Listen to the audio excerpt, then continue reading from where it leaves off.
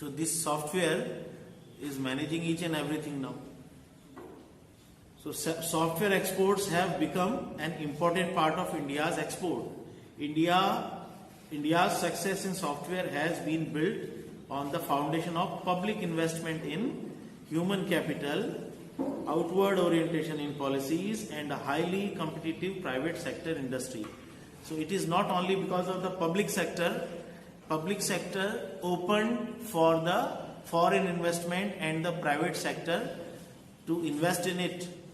That's why the companies like Wipro and Infosys and TCS started working. Nowadays, anyone who is learning software, if you take the subject, you want to get a job in Infosys and TCS. So these are the factors which help to develop software industry or electronic industry in India, that the private sector had a good competition. Nowadays, more and more new ventures are coming in it. TCS is continuously facing competitions from new emerging companies. TCS is a well-established company, but new emerging companies are giving a tough competitions to it. A unique feature of this industry is to export orientation. A unique feature is that you can export it and it is very economic. It is not something hard that needs some transportation cost.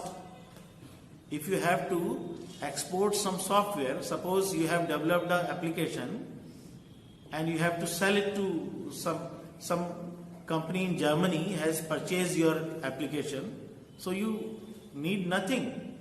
You can simply do it with a click. So that transportation cost is zero. It is not so with hardware. If you manufacture anything, you have to sell it, you have to transport it, so that transport cost makes it costly. So this is one unique feature, that easily and without taking time and without expending money, it can be exported. So in any corner of the world, if a software or if a technology is developed, it can be immediately used by the whole world. We have seen this in the COVID-19 period, that how this helped us all. Many of us, teachers especially, who were not a tech savvy, who knew nothing about using the mobile phones, cameras, and editing the videos and doing these things, they learned it. These things were in hand. They did it. And some teachers have done a remarkable job. If you know, this year, I don't know, remember whether that episode is telecasted or not. That teacher came in the episode of Kaun Banega Crorepati also. Global teacher. That teacher belongs to a government school of India. And he won the prize of global teacher because he used the technology and the methods available and made the best use of it. He distributed his amount of prize among the top 10 competitors in the competition who were after him. So this technology has given us this opportunity that we can use it as good as possible for education also. Distance learning becomes very easy. So a unique feature of this industry is to export, the export orientation. Software exports have grown at a rate of 50% per 5 years. This is more than 50%. This is older data because in the last 2 years, this book is printed 2 years back. If you see the data of last 2 years, it has increased more. Electronic industry has given us various products like television, computer, laptops, tabs, radios, DTH, etc. And mobile phones are not mentioned in this. Mobile phones are the most widely used product of electronic industry. Now we have the smart watches also. Smart watches and calculators and so many other gadgets. And it has become a thing of daily use. Without that, we cannot manage our daily routine. Without the use of electronic gadgets, it is not possible to manage your daily routine. Every day you have to use it.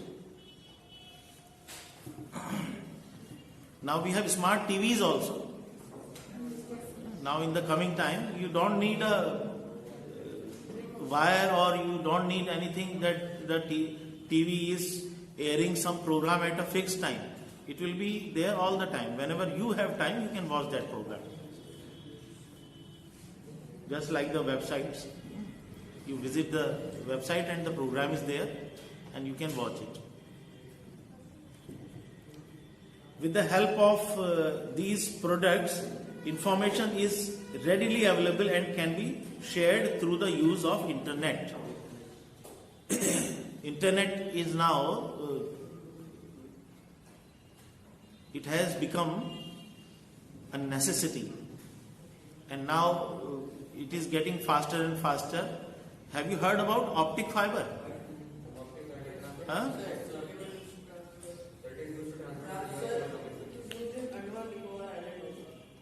Now optic fibers are used to make the faster transmission of signals of internet. So there are optic fibers installed from one country to another country under the sea, so that in future anything should not disturb it. So there are some adverse effect also, because it is going to affect the marine life to some extent. So this is the future of electronic industry. New modes of teaching formats have been also developed. This we are experiencing. Smart classes, online classes, which is going on.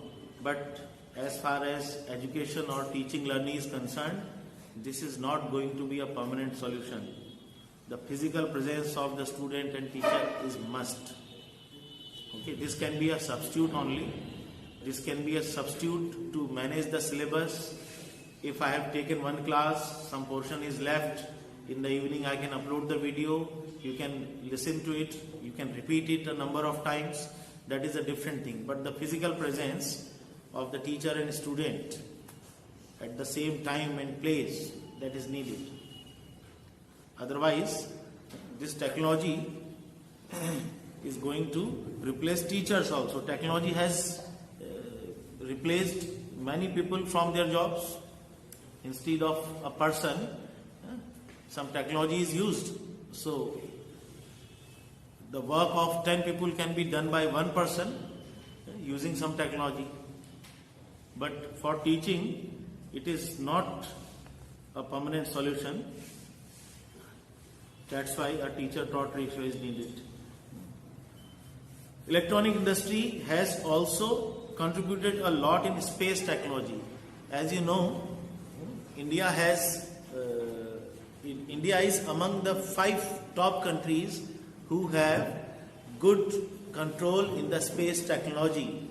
The biggest achievement of this millennium till, it is credited to India.